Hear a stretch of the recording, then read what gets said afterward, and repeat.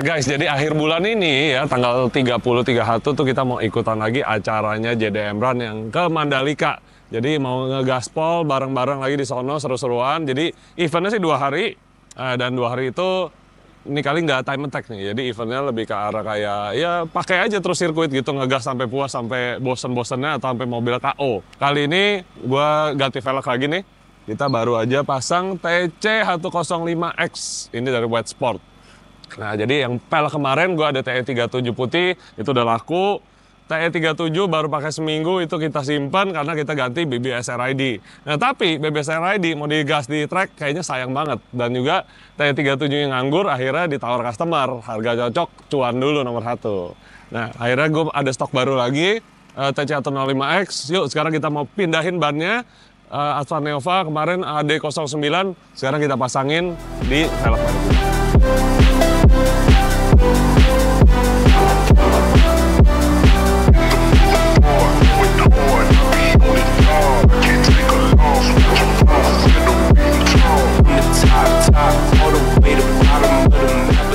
Nah, udah kepasang nih semua yang 4-4-nya di velg TC105X, bannya Neova. Dan yang gue senang dari velg ini adalah desainnya ya. Jadi desainnya itu dia memberikan desain yang rigid tapi juga lightweight karena dia potong pakai mesin. Jadi kalau kita lihat nih ada 2 profil nih ya. Jadi biasa kan kalau velg bentuknya begitu ya gitu aja. Nah ini nih sama dia tuh bisa ada kayak semacam apa lembahnya gitu ya, groove-nya, karena dia potongnya pakai mesin. Di sini juga sama nih, dan bagian belakang kata dia memberikan efek rigiditas tetap oke, tapi velgnya enteng. Makanya tadi velgnya waktu diangkat juga enteng-enteng aja sih.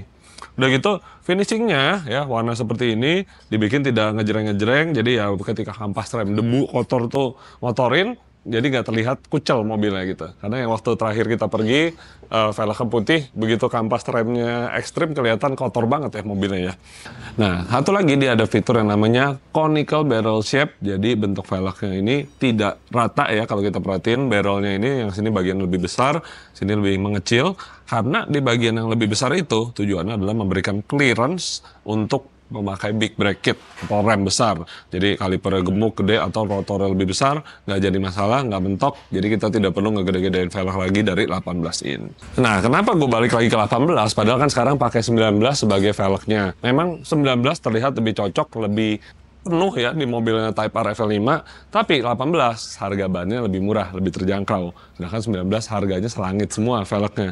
Bannya maksudnya ya. Jadi kalau harga bannya mahal kan tentu running cost-nya jadi lebih tinggi, dan juga kalau pakai 18 angin yang bisa ditampung di dalam nih lebih besar karena bannya lebih tebal dibandingin dengan velg 19 yang pakai ban tipis.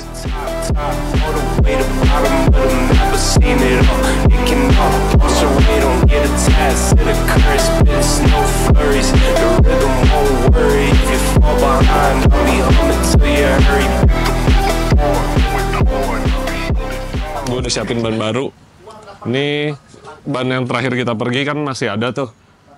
Terakhir kita pakai Advan Neova 09, gue swap aja yang belakang ke depan, udah gitu yang depan taruh belakang, jadi masih bisa pakai buat latihan-latihan.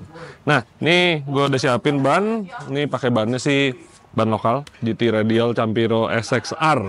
Kemarin katanya acara yang Mandalika lalu pada bilang bagus nih, ya udah kita gas aja nih, kalau jelek ya sudah lah ya, kita beli merek lain lagi nanti. Nah, kali ini mau berangkat, kita ada upgrade lagi dikit. Apa aja yang mau di-upgrade? Yuk ikutin aja di video ini.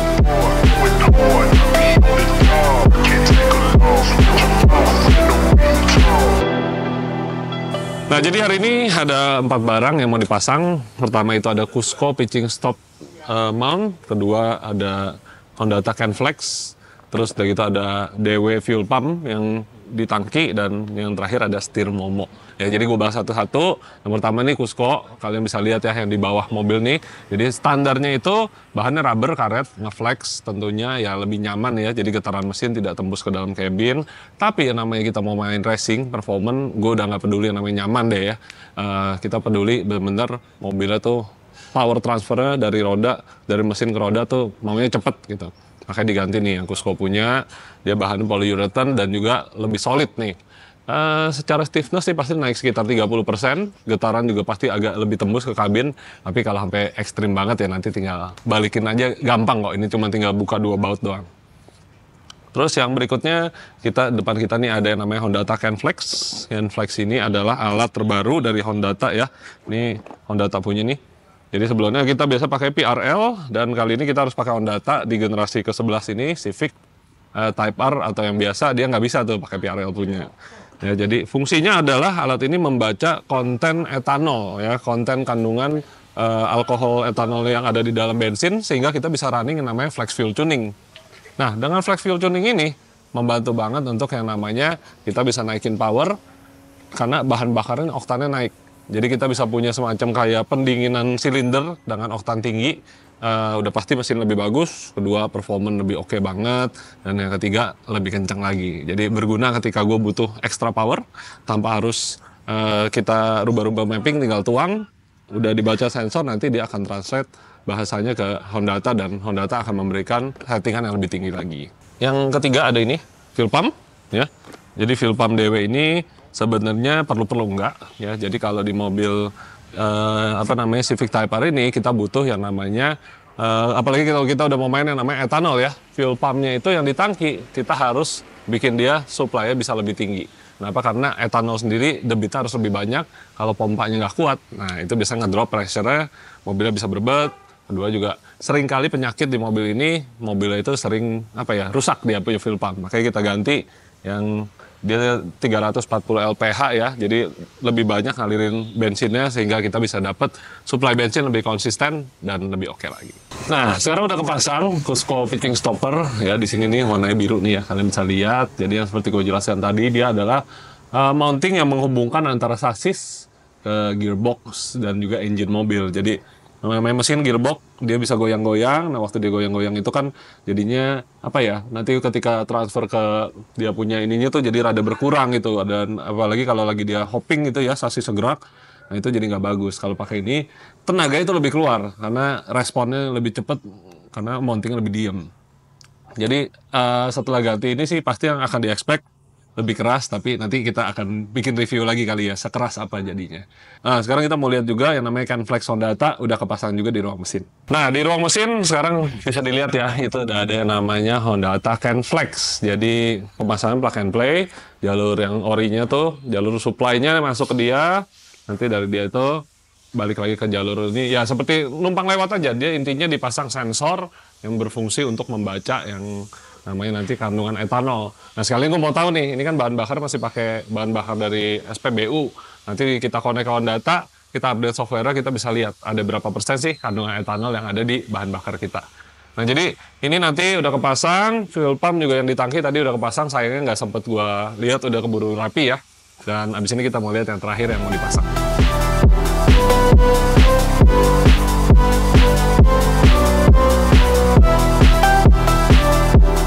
Mobilnya ini kita ganti lagi. Kenapa diganti lagi? Padahal udah bagus kan. Yang ini udah pakai spoon. Ini Momo spoon ya. Jadi setirnya udah leather, udah bagus. Nah, jadi alasan gue ganti bukan karena gue kebanyakan setir gue pengen pakai gitu ya. Jadi gue punya setir ini, gue sayang-sayang banget. Sampai kemarin akhirnya gue dapet tanda tangannya Suchiya-san dan juga ini Ichishima-san dari Spoon. Nah, setelah gue lihat itu kayaknya sayang nih kalau gue pakai terus nanti kena lap atau apa malah hilang tulisannya. Kayaknya yang ini akan gue pensiunkan dulu. Gue akan bikin ini jadi kayak pajangan deh kita bikin, karena ini kan udah ada tanda tangannya. Udah gitu juga ini Spoon Edition, sayang nih susah dapetnya. Dan akhirnya gue dapet setirnya ini adalah kita pakai Momo Mod 88. Namanya setirnya Momo 88 ini Mod 88. Dia bahannya adalah full sweat ya. Jadi ini seperti standar Type R. Dia pakai bukan Alcantara nih, yang ini sweat ya. Jadi setir ini lebih grip pastinya, tapi nyetirnya mesti balik lagi pakai glove lagi nih. Nah, dari bentuknya ini beda banget sama yang sebelumnya, itu bulat ya. Yang ini diameternya juga lebih gede dikit, tapi udah gitu ini bahannya sweat, lebih grip nih. Jadi kalau buat di track sebenarnya lebih cocok yang gini dibanding yang leather. Tapi yang leather kelihatan lebih mahal, lebih eksklusif. Cuman yang ini kayaknya cocok-cocok juga sih ya. Habis ini kita coba yuk, langsung kita pasang di mobil.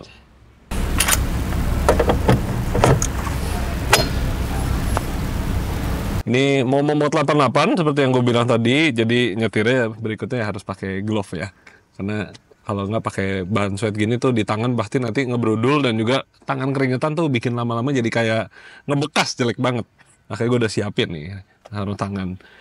Nah, diameter sendiri ini lebih kecil kalau gua rasa ya dibandingin yang kulit, karena yang namanya kulit kan lebih tebel. Ini batangnya mungkin sama, tapi kalau Alcantara kan lebih tipis ya. Tapi dengan adanya glove ini gue yakin lebih bantu tangan jadi lebih genggam sih ke mobil ini. Tapi gue berasa nih ini kayaknya kalau buat nyetir di track harusnya ini lebih mantep nih gripnya nih. Nah kalau kita setirnya ini nih, bawahnya ini ngebantu biar kaki tuh nggak mentok nih. Kalau bulat kan lebih mentok. Oh, by the way, getarannya berasa banget nih yang dari bawah. Gue bisa denger bunyi gruk gruk gruk gruk gruk gruk gruk karena getaran mesinnya kan lebih ini ya, lebih transfer ke dalam. Ya, mudah-mudahan masih enak dipakai daily. Kalau misalnya kurang enak habis trek mungkin akan gue balikin standar dulu buat nyaman dipakai harian. Nah, tadi udah terpasang parts-part pendukung yang buat nanti ke Mandalika, dan sekarang gue mau kasih lihat nih perbedaannya habis kita pasang Honda Attack and Flex terhadap performance, dan kenapa sih kita harus gunakan ini kalau kita mau performance yang lebih lagi. Langsung aja sekarang gue akan gas dulu karena gue lupa ya angkanya berapa dengan turbo standar, dengan part-part pendukung yang udah kepasang seperti ini. Ini masih belum pakai etanol apa-apa, jadi hanya pump gas ya, Oktan 98, gue pakainya Shell Nitro Plus. Let's go, kita coba.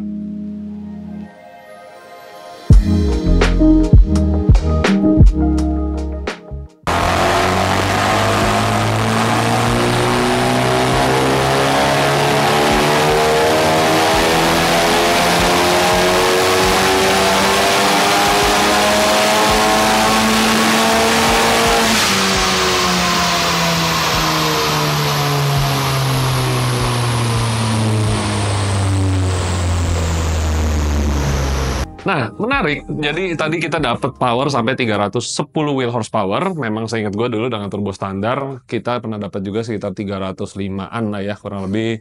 Ya, mungkin karena udah ada parts-parts baru dikit lagi, dan filter baru gue bersihin, jadi powernya bisa tembus sampai 310. Tapi concern gue sebenarnya bukan dari angka. Ini nih, gue mau kasih lihat di sini. Yuk, kita lihat. Nah, jadi ini adalah data logger dari Honda kita, dan ini gue mau kasih lihat, ini adalah ngelitik ya. Ini disebut namanya knock retard, dan di sini terjadi di RPM tinggi. Ini yang jadi concern gue nih. Jadi ini di atas RPM 6500 ya. Ini kita bisa lihat angkanya ada 4 derajat ditarik mundur, dan lebih parah lagi sampai RPM 7000 itu udah sampai 6 derajat. Ya, jadi memang si ECU-nya ini pintar. Dia begitu lihat ada knocking sama dia ditarik mundur biar tidak terjadi yang namanya damage dari ngelitik. Nah, jadi dia responnya sangat cepat karena ini adalah ECU Bosch ya, jadi pinter banget. Tapi kalau kita bikin power besar dengan knocking, ada terjadi knocking, itu buat gua sangat tidak aman. Nah, ini artinya kita sekarang ini sudah limit dari bahan bakar kita nih, Oktan 98. Begitu dicek tadi juga dia ada kandungan sekitar 6% etanol. Nah, harusnya memang sih waktu itu dikala bagus-bagusnya sempat bisa dapat sekitar 8%-an, itu tenaganya dari Oktan 98 enak banget tuh. Nah, jadi solusinya apa? Kita mau tuang yang namanya R-Sauce ya, ini ethanol fuel yang saat ini cuma satu-satunya yang ada buat di mobil-mobil apa passenger kita bisa pakai ethanol fuel, itu R-Sauce doang. Nah, jadi kali ini kita akan masukin ke dalam tangki bahan bakar kita, dan kita akan lihat nanti kandungannya berapa persen, kita lihat lagi naik powernya berapa. Nah, ini dia ya, ethanol fuel-nya, ini E85, jadi sebenarnya dia bisa mengandung 85% etanol, dan kalau kita campurin dengan bahan bakar dari Pertamina atau dari Shell atau dari pom bensin manapun, pastinya kan akan turun ya, nggak jadi 85 lagi. Nah, itulah gunanya si CanFlex, dia bisa membaca, plus menambahkan nanti seberapa settingan kita yang mau ditambahin ya, kayak ignition timing yang dibedain, bensinnya juga dibikin lebih banjir. Nah, itu nanti kita lihat aja langsung setelah kita tuang.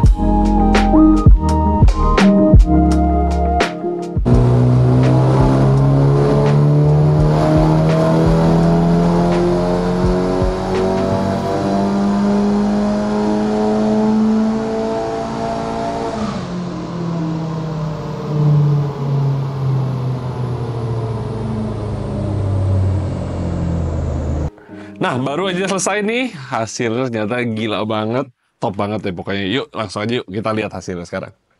Nah, jadi dulu gue udah pernah ganti turbo, jadi turbonya kan udah dicabut tuh kemarin dibayarin customer. Ini kita lihat lagi ya, mapnya ini dapat dulu power sekitar 312,4 wheel horsepower, tapi ingat ini kelimitasi sama bahan bakar. Jadi waktu itu belum pakai flex fuel sensor karena belum ada, masih pakai bensin biasa, dan ini yang tadi Kalau kita bandingin dengan turbo standar ya.